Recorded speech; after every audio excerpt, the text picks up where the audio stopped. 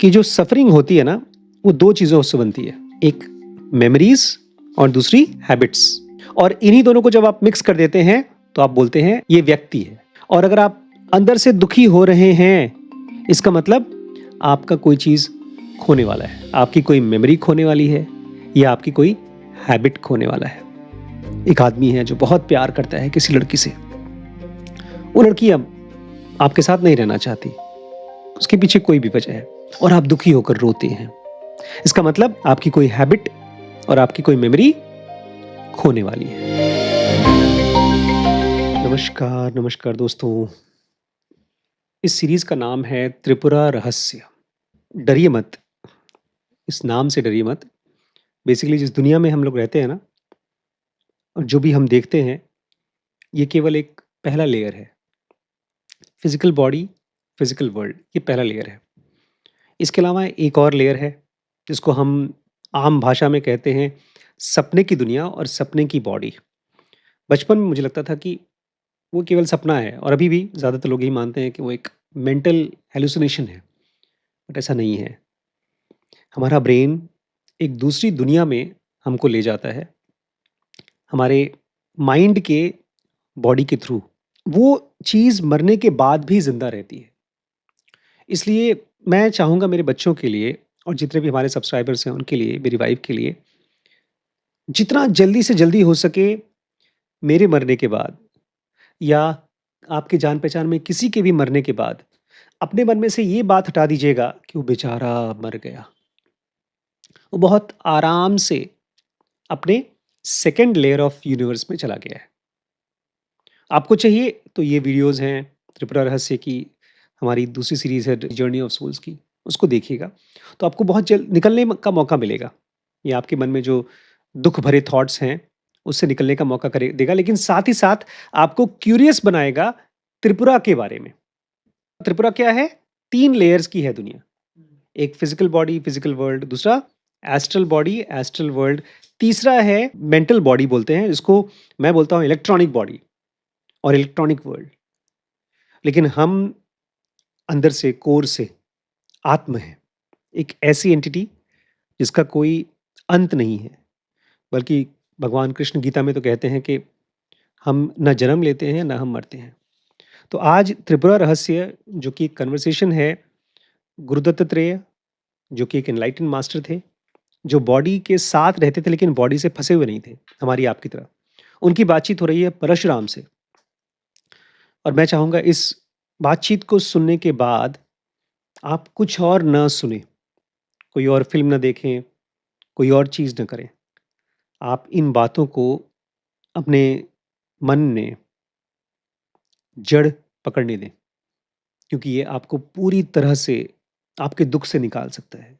जितने भी परेशान हैं, उससे खाली कर सकता है। 4 सवाल हैं। सबसे पहला सवाल परशुराम पूछ रहे हैं और शायद एकदम लॉजिकल सवाल है, क्योंकि हम और आप यही मानते हैं कि जो ब्रह्मांड है, इतना दुःख भरा है जीने के लिए। गरीब के लिए तो दुखी है ही, अमीर के लिए भी दुखी है, क्योंकि उसको भी शरीर में जीना पड़ता है। अमीर होने के बाद आपका बॉडी में फैट इकट्ठा हो जाता है, चलना-फिरना कम हो जाता है, इंडाइजेशन हो जाता है। सबसे कॉमन होता है रिश्ते की दिक्कत, क्योंकि जब आप अमीर हो जाते हैं तो आपके आस-पास के लोग आपके साथ एक नकली रिलेशनशिप बनाने की कोशिश करते हैं आपके पैसे के लिए।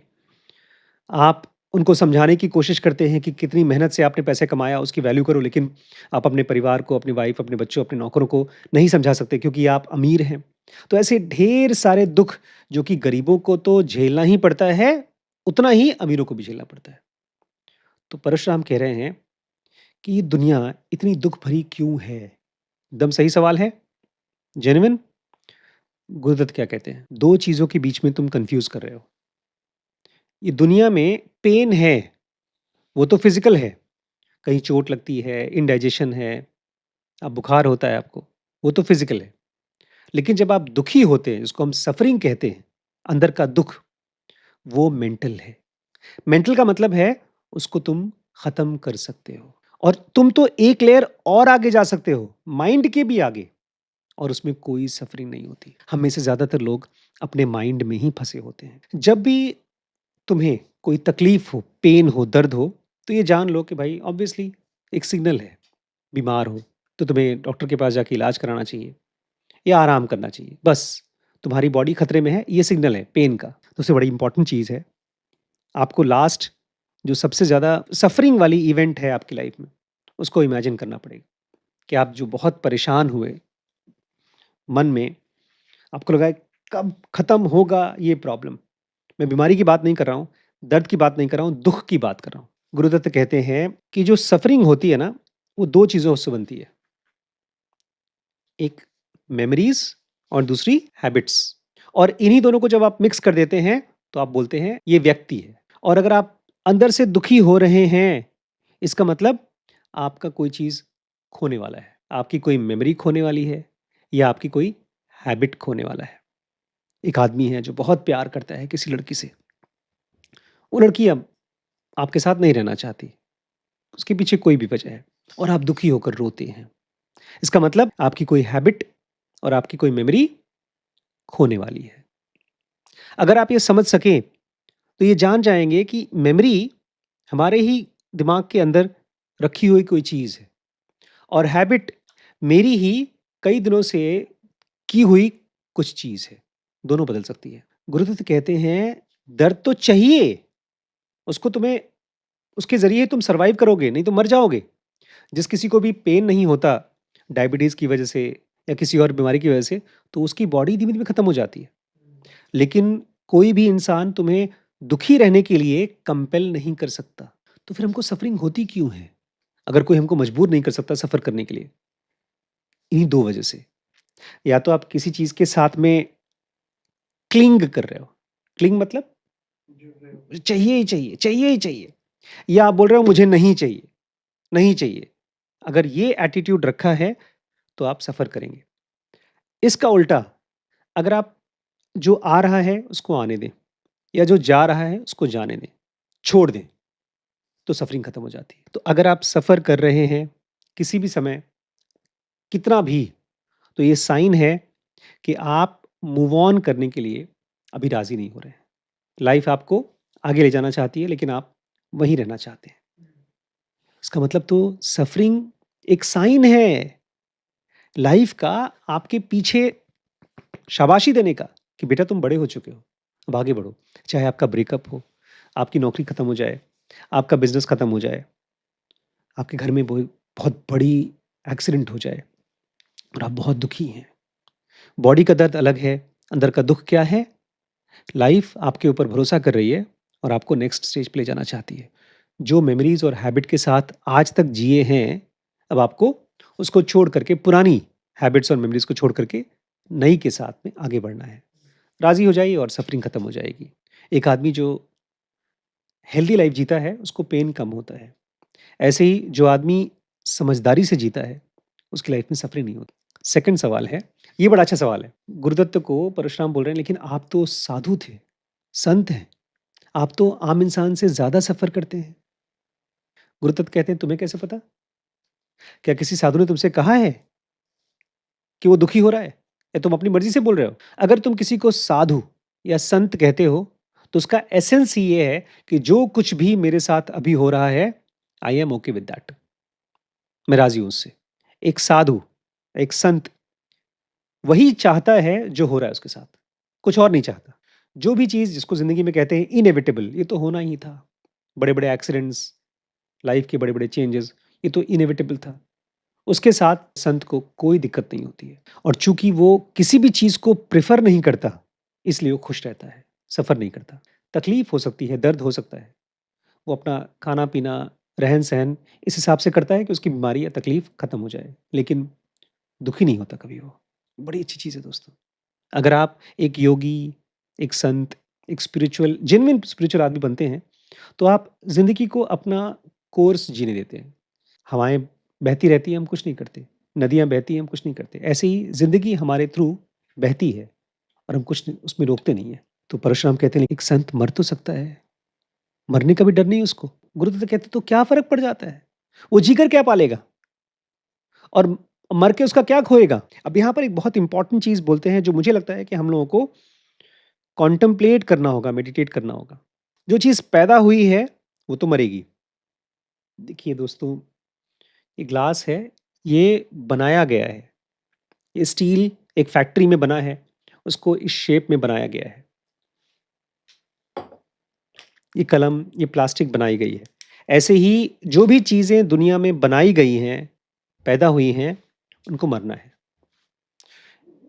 हम अपने शरीर के बारे में भूल जाते हैं और हमारे आस-पास में जब किसी की डेथ होती है, तो ये भी हम भूल जाते हैं कि वो पैदा हुआ था, तो मरने वाला है। लेकिन इसके साथ-साथ एक और चीज़ है हम सबके अंदर में। हमारे अंदर में कोई ऐसी भी चीज़ है, जो कभी पैदा ही नहीं हुई है। मुश्किल है इसके बारे में सोचना, क्योंकि वो माइंड के थ्रू, थॉट्स के थ्रू नहीं देख सकते उसको। कुछ सेकंड के लिए जब आप शांत होते हैं, तब उसका अनुभव आता है और वो भी बड़े नेगेटिव तरीके से। जैसे शरीर का एक स्वस्थ शरीर का, हेल्दी बॉडी का अनुभव कब पता चलता है? जब दर्द नहीं होता। आपको पेट भरा हुआ कब मालूम पड़ता है? जब भूख नहीं फ़ील होती। आपका गला सूख रहा है, तो पानी की वजह से आपको प्यास नहीं मिटती। आपको केवल गले का सूखना कुछ देर के लिए गायब हो जाता है। तो कोई ऐसी चीज़ है हमारे अंदर में, जो कभी नहीं मरती, उसको आप महसूस कर सकते हैं, जान सकते हैं। बशर्ते वो आपकी मेमोरी और हैबिट के साथ अलाइन करे। मतलब आपके दिमाग में दिन में कम से कम एक बार तो ये थॉट आए कि वो कौन-सी चीज़ है मेरे अंदर में, जो कभी पैदा नहीं हुई है, जो कभी नहीं मरेगी। एक बार दिमाग में आना चाहिए। दिन में एक बार अगर आ जाता है, तो आपकी पूरी लाइफ़ बदल जाएगी। 3 महीने तक अगर आपके मन में ये बात आती रहे, अरे! मेरे पति की डेथ हो गई, लेकिन उनके अंदर में कुछ पार्ट तो ऐसा था जो मरने वाला था, लेकिन कुछ पार्ट तो ऐसा भी था जो कभी नहीं मर सकता था। क्या वो अभी भी ज़िंदा है? क्या वो मेरे अंदर में भी है? क्या वो मेरे बेटे के अंदर में भी है? अगर ये थॉट दिमाग में आना शुरू हो जाए, तब धीमे-धीमे आप भी गुरु दत्तात्रेय की तरह फ्री हो जाएँगे। क्योंकि दोस्तों, आप अपने बारे में क्या सोचते हैं दिन भर, आप उसी हिसाब से या तो फ्री होते हैं या गुलाम होते हैं। लास्ट में परशुराम कहते हैं, मान लीजिए आप एकदम बीमार हो गए हैं, मेंटली इल, दिमागी रूप से पागल हो चुके हैं, तो क्या आपको दुःख नहीं होगा? रिग्रेट नहीं होगा? आपको पछतावा नहीं होगा कि क्यों ऐसा हुआ मेरे साथ? हम सबके साथ यही होगा ना, हमारा इम्तिहान में हम फेल हो गए। जो चीज़ हमने सोचा था करने के लिए वो नहीं हो पाया, तो क्या रिग्रेट नहीं होगा? गुरुदत्त कहते हैं, देखिए दोस्तों, यहीं पर डिफरेंस आता है गुरुदत्त का और हमारे बीच में डिफरेंस। गुरुदत्त कहते हैं मैं तो पैदा ही नहीं हुआ, तो मैं मरूँगा कैसे? तुम जब मुझे देखते हो, तो तुम मेरे शरीर को देखते हो और तुम्हें लगता है कि मैं पैदा हुआ हूँ और मरूँगा तो मुझे दुःख होगा। तो ये तुम्हारे कन्क्लूज़न्स हैं। तुम्हें समझ में नहीं आ रहा है कि जो भी तुम्हारे मन में चल रहा है, वो केवल तुम्हारे को बाँध रहा है। वो तुमको ये बात कन्विंस कर रहा है कि तुम मरने वाले हो, असल में तुम भी नहीं मरने वाले हो। इस चीज़ को देखो कि तुम्हारे मन में जो मेरी इमेज बनी हुई है, ये शरीर वाली इमेज, ये पूरी तरह से गलत है। और तुम्हारी भी इमेज जो तुमने बनाई है कि ये शरीर मैं हूँ, वो भी गलत है और यही तुम्हारी सबसे बड़ी प्रॉब्लम है। मैं ना ही तो कोई प्रॉब्लम क्रिएट कर रहा हूँ, ना ही तो सॉल्व कर रहा हूँ। दोस्तों, हम लोगों की लाइफ में ना, जैसे ऊन होता है ना स्वेटर बनाने वाला, ऐसे ही विचारों का हम एक जाल बनाते हैं। उसके साथ अपने आप को जोड़ते हैं। अभी मैं एक सीरीज़ बना रहा हूँ किस तरह से हम हमारे सातों चक्रों के साथ में अलग-अलग लेवल पे अलग-अलग इमोशंस होते हैं। उसमें हम अपने आप को आइडेंटिफ़ाई करते हैं, जोड़ते हैं। सबसे बेसिक चक्र है मूलाधार चक्र। वो किस चीज़ के साथ हमको जोड़ता है, आइडेंटिफ़ाई करता है। ऐसे ही अलग-अलग चक्रों के साथ हम आइडेंटिफ़ाई करते हैं ताकि हम उससे फ्री हो सकें। लेकिन अगर आप अपने मन में ये बात रख सकें, खाली एक ही बात कि मेरे मन में, मेरे अंदर में, जहाँ पर ये शरीर के अंदर एक मन है, जिसमें थॉट्स रूपी सॉफ्टवेयर चल रहा है और इमोशन रूपी उसके अंदर में आवाज़ें आ रही हैं, इमोशंस की आवाज़ आ रही है। अच्छा लग रहा है, दुखी हो रहे हैं। इन सब के अंदर में एक ऐसी एंटिटी है जो हुँ, जो फ्री है, जो कभी पैदा नहीं होती, कभी मरती नहीं, लेकिन महसूस होती है बड़े पीसफुल रूप में।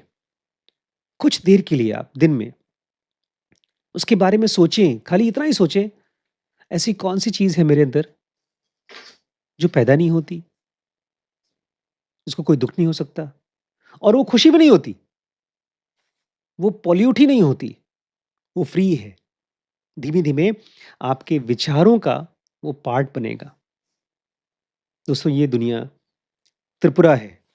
3 लेवल्स की इल्यूज़न है। सबसे पहला लेवल ये है जिसके ज़रिए हम बात कर रहे हैं। दूसरा लेवल माइंड का है और तीसरा लेवल एक और है। इन तीनों को क्रॉस करके जाना है। यही ज्ञान है त्रिपुरा रहस्य का। लेकिन ये आपकी लाइफ़ का प्रायोरिटी बनना चाहिए। नहीं तो आप फर्स्ट लेवल पे ही फिज़िकल लेवल पे गोल-गोल घूमते रहेंगे। जैसा कि आप देखेंगे हमारी जर्नी ऑफ सोल सीरीज़ में बहुत सी ऐसी सोल्स हैं, अनगिनत सोल हैं। हमारे आस-पास जितने भी लोग हैं, वो इसी चीज़ में परेशान हैं कि कैसे मैं अपने प्यार को पा जाऊँ, कैसे मैं अमीर बन जाऊँ। अगर आप बहुत भी प्यार करते हैं अपने परिवार से, बच्चों से, फिर भी आपको उन्हीं के लिए फ्री होना है। एक बार आप फ्री होंगे, तो आप अपने आस-पास के लोगों को भी फ्री कर पाएँगे। जैसे मैं आपको हेल्प कर पा रहा हूँ। ठीक है। दोस्तों सीरीज़ जो आपने अभी भी देखा ये dkbrains.com पे अवेलेबल है और अब हमने कुछ नया किया है इस प्लेटफ़ॉर्म पे। इसका स्ट्रक्चर हमने पार्ट्स में डिवाइड किया है क्योंकि बहुत से लोग हैं जो हमारे कोर्सेज़ ट्राई करना चाहते थे लेकिन नहीं कर पाते थे, फ़ीस की वजह से। तो हमने एक ऑप्शन चालू किया है जो फ्री है। अच्छा उसके बाद अगर आपको लगता है कि नहीं मुझे अब पेड कोर्स करना है और फाइनली अगर आपने डिसाइड कर लिया है कि आप हमारे साथ लंबे समय तक चलना चाहते हैं, तो एक ऑप्शन है ग्रो, जिसमें हमारी सारी सीरीज़ आपको अवेलेबल है थ्रू आउट द ईयर। लेकिन उसके साथ-साथ इसको एक अपॉर्च्युनिटी भी बना सकते हैं अपनी अर्निंग का। बहुत ज़्यादा तो नहीं लेकिन फिर भी कुछ न कुछ आपको अर्निंग होगी जब आप इस सीरीज़ को देखते हैं और किसी और को रेफ़र करते हैं। ट्राई आउट करिएगा, मुझे कमेंट के ज़रिए बताइएगा। आपके सजेशंस हमारे लिए बहुत इम्पोर्टेंट हैं। मैं वेट करूँगा आपके कमेंट्स का। ठीक है। नमस्कार।